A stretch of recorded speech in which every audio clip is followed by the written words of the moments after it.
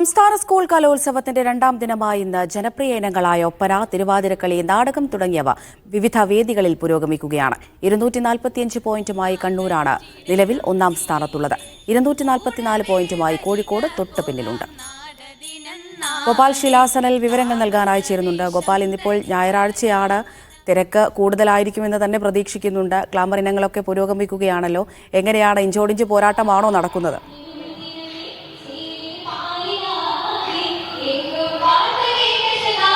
പോരാട്ടത്തിൽ ഒരു കുറവുമില്ല അമൃത. കാരണം ഇഞ്ചോടിഞ്ച് എന്ന് കൃത്യമായി പറയാൻ പറ്റുന്ന രീതിയിലേക്കുള്ള പോരാട്ടമാണ് ഇവിടെ ഈ കലോത്സവ വേദിയിൽ അരങ്ങേറിക്കൊണ്ടിരിക്കുന്നത്. ഞായറാഴ്ച ദിനമാണെന്ന് കരുതി അത്ര വലിയ തിരക്ക് തിരുവനന്തപുരത്തുണ്ടോ എന്ന് ചോദിച്ചാൽ അങ്ങനെ ഇല്ല എന്ന് തന്നെ പറയേണ്ടിയിരിക്കും. ഒപ്പന നടക്കുന്നത് ഇന്നത്തെ ഏറ്റവും ഗ്ലാമറിനമാണ് ഒപ്പന. രാവിലെ 9:30 മുതൽ ഒപ്പന മെയിൻ വേദിയായ MT നിലയിൽ നടന്നുകൊണ്ടിരിക്കുകയാണ്. ആ വേദിയിൽ ഈ ഒപ്പനയിൽ പങ്കെടുക്കുന്ന വിദ്യാർത്ഥികളുടെ കൂടെ വന്നവരെ കൂടാതെ അതല്ലാതെ വളരെ കുറച്ച് ആൾക്കാരാണ് ഈ കലോത്സവം കാണാനായി എത്തിയിരിക്കുന്നത്. പക്ഷേ ഞായറാഴ്ച ദിനമായതുകൊണ്ട് വൈകുന്നേരങ്ങളിൽ ഈ വേദി നിറയാനുള്ള സാധ്യതകൾ ഏറെയാണ്. അവധി ദിവസമാണ്, തിരുവനന്തപുരംകാർ അവധി ദിവസം വൈകുന്നേരങ്ങളാണ് ഇത്തരത്തിൽ ഈ ഒരു വേള ആസ്വദിക്കാനായി തിരഞ്ഞെടുക്കുന്നത്. അത്തരത്തിൽ ഒപ്പന ഇവിടെ നടക്കുന്നുണ്ട്, തിരുവാതിരകളിൽ നടന്നുകൊണ്ടിരിക്കുകയാണ്.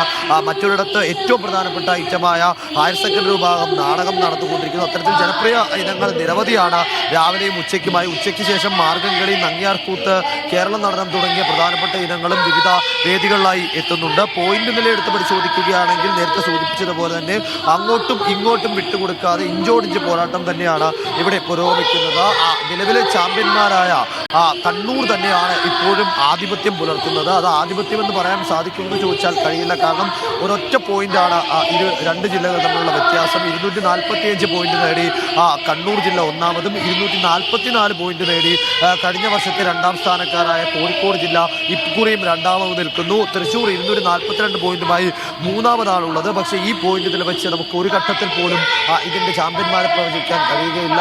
ഏത് നിമിഷവും എങ്ങനെയും മാറി മറിയാവുന്ന സ്ഥിതിയാണ് ഇപ്പോൾ വിവിധ വേദികൾ ഉള്ളത്. 67 ഇനങ്ങൾ, 249 ഇനങ്ങൾ ആകെ ഉള്ളതിൽ 67 ഇനങ്ങളാണ് ഇതുവരെ പൂർത്തിയായിട്ടുള്ളത്. ബാക്കി ഇനങ്ങൾ ഇനിയും നടന്നു വരേണ്ടതായിട്ടുണ്ട്. 181 ഇനങ്ങൾ, ഇപ്പോൾ 68 ഇനങ്ങൾ കംപ്ലീറ്റ് ആയിരിക്കുന്നു. 68 ഇനങ്ങൾ പൂർത്തിയാകുമ്പോൾ 245, 244 എന്ന രീതിയിൽ പോയിന്റ് നില തുടരുകയാണ്. 181 ഇനങ്ങളാണ് ഇനി പൂർത്തിയാകേണ്ടതായിട്ടുള്ളത്. വരും മണിക്കൂറുകളിൽ വിശദമായ കവറേജ് നമുക്ക് കൃത്യമായി തന്നെ എല്ലാ വേദികളിൽ നിന്നും ലഭ്യമാക്കാമെന്ന ഉറപ്പോടുകൂടി നമുക്ക് മുന്നോട്ട് പോകാം. ജിൽസി, ക്ഷമിക്കണം അമൃത.